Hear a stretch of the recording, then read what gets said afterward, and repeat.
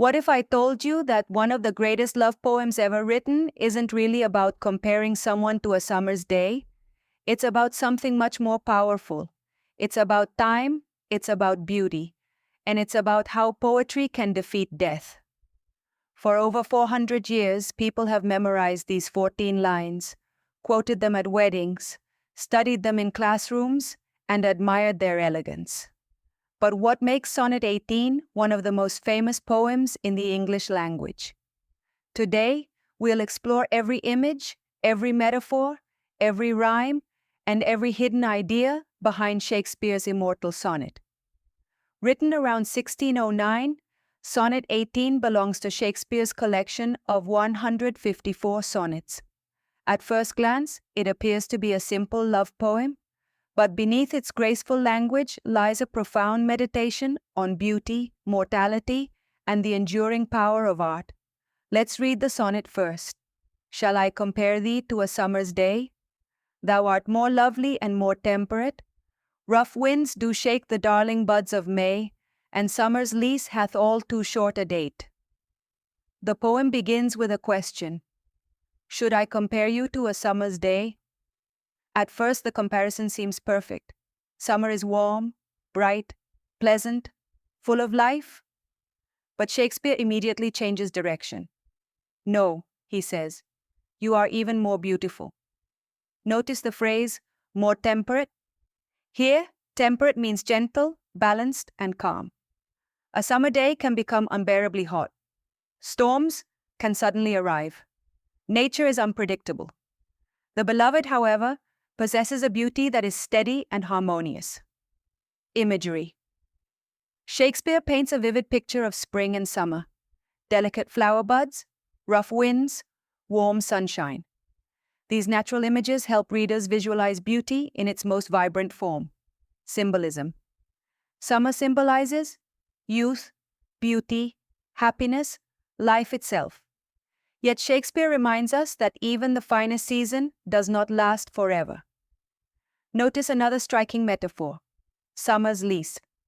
Nature is imagined as something rented, a lease eventually expires. Likewise, youth and beauty are temporary gifts.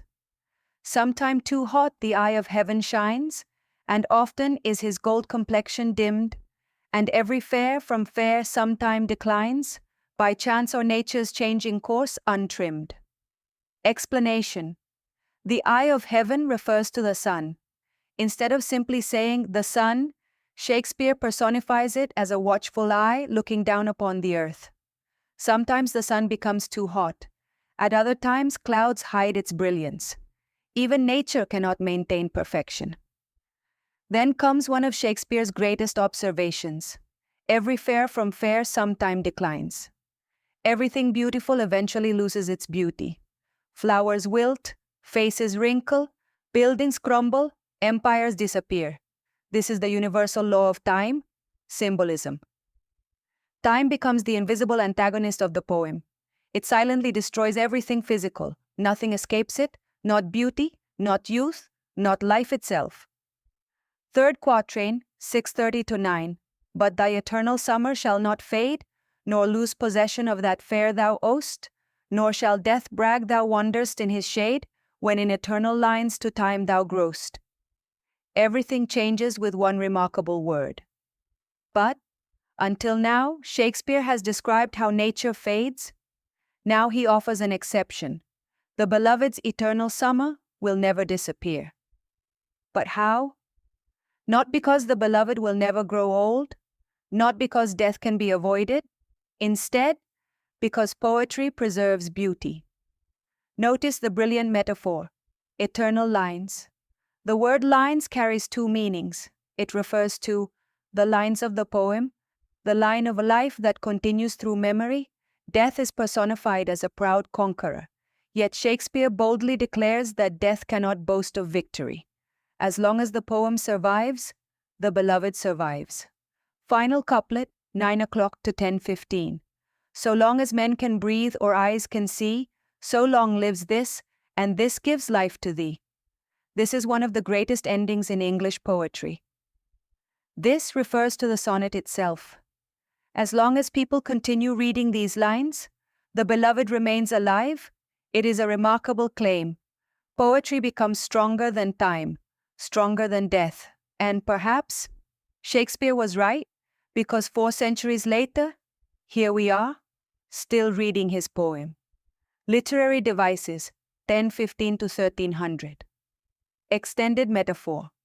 The comparison between the beloved and summer continues throughout the poem. This sustained comparison creates unity and elegance. Personification, nature becomes alive. Rough winds shake flowers. The sun becomes the eye of heaven. Death boasts. Summer holds a lease.